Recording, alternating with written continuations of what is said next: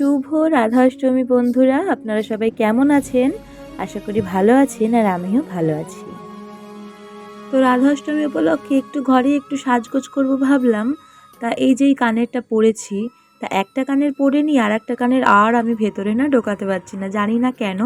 তো যাই হোক, তারপরে রেগুলার যেটা পরে থাকি ওইটাই পরলাম। তারপরে এই যে একটু সাজুগুজু করে নিচ্ছি, সাজুগুজু বলতে এই তিলকই করছি আর কি। আর এই যে আরেকজনও করে নিয়েছে, তাকেও একটু দেখিয়ে দিলাম। আর এখন আমি শাড়ি চুড়িদার কিছু পরবো না, কারণ আমাকে এখন অনেক রান্না করতে হবে একা হাতে। আজ হেল্প করারও মানুষ নেই, তাও জন্মাষ্টমীতে একটু কেটে কুটে দেওয়ার লোক ছিল, আজকে তো সেটাও নেই, নিজের হাতেই সব কিছু করতে হবে। তো আমার নাইটিটাই কমফোর্টেবল মনে হয়েছে, তো নাইটিটাই আমি পরে নিয়েছি। কিন্তু রাত্রে পুজো দেওয়ার সময়, সন্ধেবেলা পুজো দেওয়ার সময় কিন্তু আমি চুড়িদার পরেছিলাম। তো যাই হোক, এই যে দুধ গরম করে তার মধ্যে একটু গোবিন্দভোগ চাল ঘিতে মাখিয়ে যে দিয়ে দিয়েছি। হলুদ হলুদ যেগুলো সাইডে দেখছিলেন ওগুলো কিন্তু ঘি। তো একদিকে পায়েস হচ্ছে, আর একদিকে কিন্তু হচ্ছে ফ্রাইড রাইসের জন্য ভাতটা।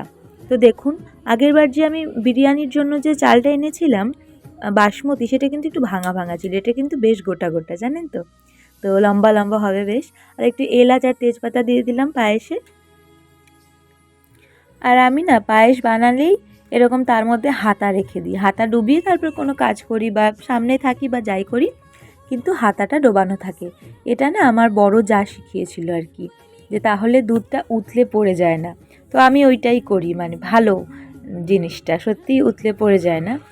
তো এই যে এখন হয়েই গেছে, তো কাজু কিশমিশটা দিয়ে দিয়েছিলাম, প্রায় এখন চালটা সেদ্ধ হয়ে গেছে। তারপরে একটু আমুল দুধ গুলে ওপর থেকে দিয়ে নামিয়ে দেবো। আর আজকে গুড়ের করিনি, জন্মাষ্টমীতে তো খেজুর গুড়ের করেছিলাম, আজকে কিন্তু চিনি দিয়ে নর্মাল সাদা পায়েসই করছি।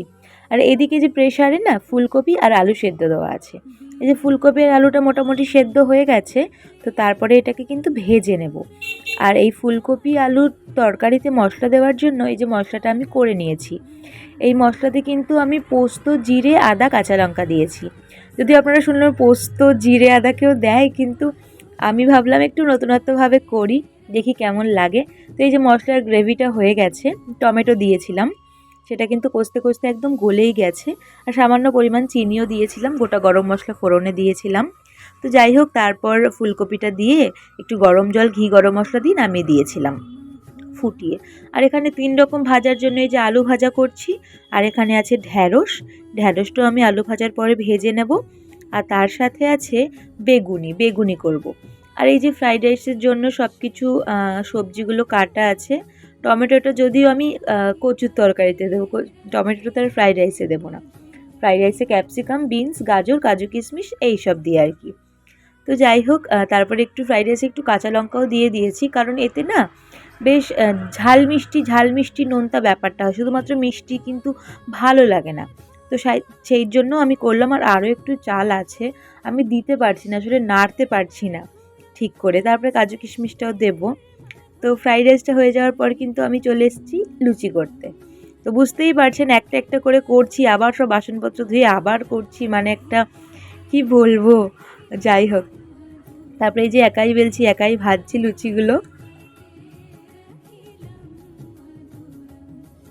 আর এখানে কিন্তু দই কচুর জন্য আমি কচুটা আগে থেকে সেদ্ধ করে নিয়েছিলাম।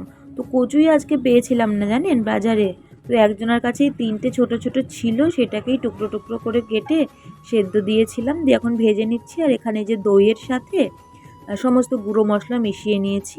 আর এখানে ফোড়নে দেবো হচ্ছে কালো জিরে আর মৌরি আর টমেটো আর আদার কুচি, মানে সব নিজের হাতে তো, তো নিজে একটু আর কি এক্সপেরিমেন্ট করে দেখছি কেমন কি হয়। তো ভালোই হয়েছিল। তো সমস্ত কিছু রান্না হয়ে যাওয়ার পর আবার গা হাত পা ধুয়ে ফ্রেশ হয়ে পরিষ্কার জামা কাপড় পরে এই যে পুজো দিতে এসেছি। তো ভালো করে এই যে যেমন সাধ্য আমার সেরকমভাবেই সব সাজিয়ে গুছিয়ে নিয়েছি। আপনারাও একটু দেখুন, আপনারাও নিশ্চয়ই বাড়িতে সবাই করছেন। তো যাই হোক, আমি এভাবেই করছি।